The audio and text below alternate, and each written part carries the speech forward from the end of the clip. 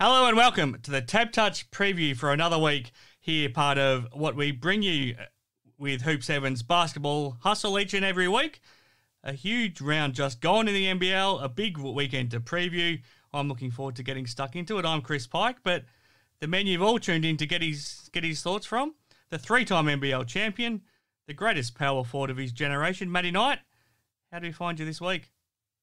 Doing well, Pikey, doing well. Just counting down days to school's over and then 4 kids at home, so making the most of the quiet time this week. Oh, and I believe your mum's gone home now, so it's going to be quite a hectic build up to Christmas and a Christmas period, I can imagine. Yeah, no, when mum and dad are here, the kids just want to play with them, so it gets sure nice and decent quiet. But it's been a hectic week, even though we've had 2 at school. All the awards and dances they do at school in the last 2 weeks just kept us really busy. So looking forward to having them all at home, though. It's amazing how popular grandparents become, isn't it? My nieces and nephew, they just can't wait to get away from my sister and go and stay at Grandma's house. They become very popular, don't they? They do. It's like I guess because they don't see them that often, or they get spoiled and get whatever they want. Might be a bit of both. I think so. Now, we're here for the TABtouch Preview, thanks to TABtouch. So head to tabtouch.com.au for all of your NBL betting markets. And if you do want to find a winner, I think you're the man to go to, Matty. You're 6 from 6 so far this season. And after what happened last season, we talked about packing up shop and giving up last week after one winning round. Is it time to bank our chips now? I don't know. I'm hoping I've turned it around. Didn't get a single one last year. Hopefully we can go a full season. It's been a good start, and hopefully I can continue that on. And of course, we're doing it for charity. I can't think of anything more worthy than the Brain Cancer Foundation, Matty. It's a hell of a thing to have problems with your brain, and to try to, and if you have some sort of a brain cancer, to try to find a cure for it is a massive thing. So if we can help in some small way, that's a very worthy cause. Yeah, no, definitely. It's a charity that's become quite close to Darrell and I's families. So yeah, we just want to try and help with any donations we can towards the charity. So that's why hopefully this winning streak continue to help provide funds for all that research. No, that's fantastic. We're off to a good start. Now, before we have a look at what is to come in round 3 of the NBL, Matty, what the hell did you make of what we saw in round 2? Because that was probably the most dramatic round in just about NBL history. I know. It had a bit of everything in round 2. It's good to see a bit of rivalry brewing between the 2 Melbourne teams. Probably going to go through another level now. Probably seeing one of the dunks of the year in round 2 by Mitch Creek. But no, the upset over here in Perth. Cairns getting their first win. Tassie going 0-2. So, and then Illawarra. Yeah, they still looking good. Yeah. And that's the scary thing. They're only going to get better and better as the season goes on. Now, you obviously were a big man, and you didn't mind trying to be a defensive presence when you could, Matty. Were you ever dunked on in any sort of a fashion similar to what Matthew Dellavedova was by Mitch Creek? No, not that bad. I got dunked on in Sydney a few years back by, I think it was probably their Kendrick Perkins, so I was a guard. So, but nothing like that. I was pretty much sight on view when Casey dunked on AJ at the arena. Probably one of the biggest dunks I've seen. But Mitch Creek's was, that was nasty. What about throwing one down yourself? Do you have a favourite dunk that you threw down when you did get up there? Oh, mate, it wasn't too often I got up there. I was happy to touch the backboard. There wasn't many highlights to dunks, that's for sure. I have kids ask me, can you dunk it? Yeah. I couldn't even dunk it when I played, so there's no chance now. Is that true? You couldn't dunk it right now if you tried? 8-foot hoop, maybe I've got a chance.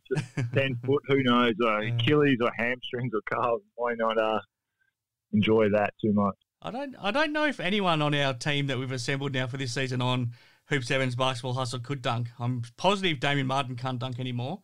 I'm positive Sean Redditch can't anymore. I'm positive Adam Gibson never could. I'm positive Rob Beveridge never could. I'm pretty sure Alex Loudon probably couldn't either anymore. I'm not sure any of us can and I'm sure that I never could. Probably the most unathletic team assembled. I think most of us, even during our playing days, couldn't dunk it. So I know Sean would tell you he could, but Sean needed a massive wind-up. He did. Damo's probably the most athletic out of us all. I was going to say, Damo's the shortest out of you all, but similar to Bevo probably in size, but he was probably the best dunker out of the team. Yeah, no, he had a few dunks on a couple of people, so he still tells you about it. So he's the most athletic out of all this team assembled for the podcast. Yeah, probably. I don't know that he's kept his athleticism, though. I think it's all well and truly behind him now. Definitely. I think he said he wouldn't take too kindly to try and leave him the floor, that's for sure. No. All right, so that was last week, Matty, and you had your multi-picks came through big time, so congratulations for that. Let's see if we can pick out some more winners again this week thanks to TABtouch. If you want to check out all of the markets yourself, head to tabtouch.com.au, and it all starts Thursday night, Matty. This is a fascinating game. Melbourne United at home to the Sydney Kings. Melbourne United, the defending champs, but they haven't won a game yet. They get Chris Goulding back for this one, but the Kings get DJ Vasiljevic back as well, so pretty much two shooting guards for the price of one coming back. What do you make of this one? On TABtouch, Melbourne United 162 favourites, Sydney $2.30. I assume that's because the Kings are still missing their two imports with RJ Hunter and Jalen Adams missing. Well, you're watching the game, the Phoenix and United game. You would have thought Phoenix was going to blow it open, but within 2 minutes, it was back to a single-digit game. And they were unlucky not to get the win in that game. But I think getting Chris back is a major in for United. Just his leadership and his scoring power out in the court, I think that will really help him. Delhi's only going to get better and better the more time he spends out in court. I think Melbourne will probably get their first win of the season. I think two imports out for Sydney hurts them. Obviously getting DJ back, but he's been out for nearly a year now, so it's going to take him time to get his flow back out on court. But it's great to see another young kid back out in court. Obviously, season ruined by injury last year, but hopefully he can stay healthy and show the league what he can do. Do you remember spending some time training with him when he came to the Wildcats for a little bit of time in between college seasons? Both Damo and Sean remember fondly, and both of them coming into last season picked him as their rookie of the year because of those memories. Do you remember working out with a young DJ? Yeah, no, definitely. It's been a week or two over here. And he could shoot the ball then, but he's only got better and better since then. So it's great to see him back, and hopefully he can come back the player he was. Yeah, absolutely. Sydney will need that. They will. He certainly doesn't lack confidence though, so he'll be jacking up the shots, no question. We've got a doubleheader on Friday night. Illawarra Hawks, their first home game in Wollongong of the season. It's very tough to see them being too troubled by the New Zealand Breakers, and TABtouch agrees. The Hawks $1.42, the Breakers $2.88. I think Illawarra will get home quite comfortable in this one. Obviously, New Zealand are still trying to get all their players back on court. Obviously, they've got a new import coming in to replace one import. So right now, they just don't have that team chemistry, not having the bodies out there. And Illawarra at home, I think they'll get a win quite comfortably. When you know you're struggling already like the Breakers are, and then you start a game so well and you're up almost 20 points against the 36ers but blow it, how much does that hurt your psyche coming into your next game?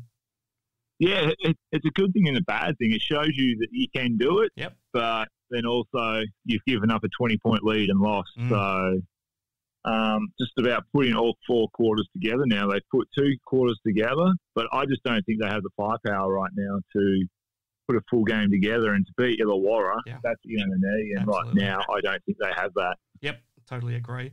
Now, this one on Friday will be fascinating. The rematch of the double overtime game from Sunday with the Wildcats at home to the Bullets. Yeah, no, obviously Brisbane's come in and upset Perth at home. Probably a game Perth should have won, but I don't think it's too often you see Bryce shoot that low of percentage. So, over 11 he started the game. Yeah, no, I don't think anyone's seen Bryce shoot that way. But yeah, no, Brisbane's going to be full of confidence. Obviously, you've beaten Perth already, and you've been here in Perth, so travel's not a factor. Yep. You're going full confidence, but I think Perth will win with Bryce having a big game. It's hard to see them losing twice on their home floor, isn't it? So TABtouch agrees. They've got the Wildcats 141, the Bullets at $2.90. But it'll be a fascinating game because the Bullets are playing with a lot of confidence with Sobey and Patterson and Franks all up and going. So looking forward to it. Yeah, no, and Lamar's outproved a point too, I think, after the season he had last year. And he's even come out and admitted it. Yep. So those are pretty good odds for Brisbane. Obviously, they won here on last weekend. So they're going to be full of confidence. And Perth has still got injuries. So, yeah, I'm picking Perth because of Bryce having a bounce-back game. But $2.90 is pretty juicy, isn't it? Yeah. Exactly. I would not surprise if Brisbane are hanging around at the end of the game. Absolutely. Now, this could be the game of the round. The first one up on Saturday, back at Kudos Bank Arena, the Sydney Kings up against the undefeated Southeast Melbourne Phoenix. Yeah, no, that's going to be a ripper of a game. Obviously, Sydney's got the game tonight and bounce back, but I think Southeast wouldn't have been happy with giving up the lead they had and close the game. But yeah, I just think Southeast is playing some fantastic basketball right now. They're really gelling, and the big guy in the middle is changing a lot of shots. So he sure is. It's allowing the guards to be more aggressive, I think, knowing they've got that help behind them. And Mitch Creek's really come out playing really well to start the season. And I just think they got too much depth. And once again, Sydney with injuries to the imports, I just don't think they have the depth to cover Southeast. So I think Southeast will get the win in a close game. Yeah, I agree. Up in Cairns for the second game on Saturday night, it's a Cairns Taipans team coming off a win, but now without Scott Machado for 4 to 6 weeks, up against the Adelaide 36ers, also coming off their first win of the season. Yeah, no, it's great to see both teams get a win to start their seasons. It took Adelaide to turn around a pretty disappointing first half, but they played really well, and their import had a great game. Dusty Hanners doesn't lack any confidence, does he? Similar to DJ. Yeah, exactly. That's what you want to see. Yep. Guys that can back themselves, they don't care. They're just going to go out and play. They know they've done the work. So, but it was great to see Adelaide get a win, and then especially for Cairns getting the first win of the season. Yep. Machado's a big loss. Yeah. So I think Adelaide will walk into the entertainment centre and walk away with the win. Interesting one. Despite no Machado there for the Taipans, the odds are pretty close. 197 for Cairns, Adelaide 183, but I think Machado's a too big of a loss to cover. Interesting if they now make a move to replace him for the next 6 weeks too, because if you wait 6 weeks without him, you might not win too many games. Exactly. It's a big gamble to take, especially when he's such a huge player for you. You don't have the depth to cover him. If you had a reliable backup, then maybe you get by. But really, their only other point guard is Jared Kenny. Yeah, exactly. Yeah, I don't think you can sit on your thumbs for 6 weeks and wait for him to get back. And then, that's a lot of the season gone, and you don't want to be too far behind those 3rd and 4th spots. Yeah, I agree. Sunday, these triple headers on Sunday have proven pretty eventful so far. Let's see how this one goes. First up, we've got Melbourne United at home to the New Zealand Breakers. Yeah, no, I think Melbourne will be too strong. Yep. So get some confidence after their first game on Thursday, and they should win that one. And then I reckon they'll win comfortably against the Breakers on Sunday. Yeah, I think so too. This one is really fascinating. The Brisbane Bullets, first home game of the season, but they're travelling back from Perth on Friday. But they're hosting the Illawarra Hawks, who also play on Friday. So I guess travel kind of evens itself out there. Yeah, no, I think a lot will probably depend on how Brisbane go Friday night. Yep. If they got to win, they'll go back with a lot of confidence, especially going up against the favourite Illawarra. But I just think the way Illawarra's playing right now, they've just got too many weapons. You take away from one guy, someone else will step up. So I think Illawarra go up to Brisbane and walk away with a win. Last game. On paper, the Wildcats look far too strong for the Jack Jumpers, but if any team knows Perth pretty well, it's going to be this Jack Jumpers team. So what do you make of this one? Yeah, no, this will be an interesting one. Obviously, Tassie will be pretty disappointed with their games over the last weekend going 0-2. You want to bounce back. Some of these guys, the first time, the imports especially coming to Perth Arena, where the Red Army will be waiting. But if personally, I want to drop another home game, that's for sure, because... Especially when this is their last one for at least 2 months. I see this being their last game, and then they're on the road for 2 months. Yeah. And if you drop 2 home games already, that makes it even tougher because you never know when you're going to be back home. Even though it said borders are the 5th of February, WA government, you never know. Yeah. So I think Perth will be too strong, but I reckon Tassie will throw everything at them. You're a Tassie boy. Do you find a Jack Jumpers singlet and go along and watch this game and support them? I've actually asked assistant coach Mark Radford to bring his Tassie Jack Jumpers hoodie over. Fantastic. So, no, I won't go watch the game, I don't think. We've got some other events on, but I'm keeping a close eye, and I'll probably catch up with Mark on the Saturday because they fly out here tomorrow. So it'll be good to catch up with Rat, and it's been a while. Oh, I look forward to hearing about that next week. Now, I think Perth need to win this because they're spending a lot of time on the road. Yeah, it's unfortunate, but the way it is, and you need to win as many home games now because you can't rely on the end of season. Now, I think technically, Matty, we've got a game next Wednesday night that counts as part of round 3 as well. So let's finish up with that one as well. Wednesday night in Sydney, the Kings against the Jack Jumpers. Let's finish off with that one. Do you give the Jack Jumpers any chance? I hope they do, but I just don't think that they've got the depth right now in Tassie. A lot of their signings were guys that are on fringe on other teams. Yeah, they just don't have the star power right now. Their imports, they're done okay so far, but they're not setting the world on fire. So I think Sydney will be too strong. It's a lot of travel to Perth, Sydney, so I imagine that Sydney will get a win quite comfortably. Just on the back of that, Damo and myself spoke with Adam Gibson this week on Hoop 7's Basketball Hustle, and he talked about how much it would have meant to him if he was able to play for the Jack Jumpers with the Tasmanian team back in the league, obviously as a Tasmanian boy. When you hear that, are you surprised that he didn't get offered a contract by them? I'm very surprised. I know you got to earn it, but he's a Tassie kid. Yep. And it wasn't like he was putting up bad numbers at Southeast. Yeah. Would have been good to have a veteran guard. You've got that Tassie connection that the fans can relate to. He's a favourite son down there. I was very surprised. And when you look at it, there's no Tasmanians at all, apart a couple of Serge Deans as a DP player. Yeah. You want to have a Tassie team, you need to have at least a couple of Tassie players on that roster. And even though he's not going to set the world on fire, Gibbo, he's a great leader. He's been to the Olympics. He's won a championship. It would have been perfect to bring him in. He would have brought that culture down to Tassie. That's what they're going to need. They're already talking about culture, but he's a great leader. And I was very surprised that he didn't even get a look in at it. He would have been the perfect first signing for Tassie.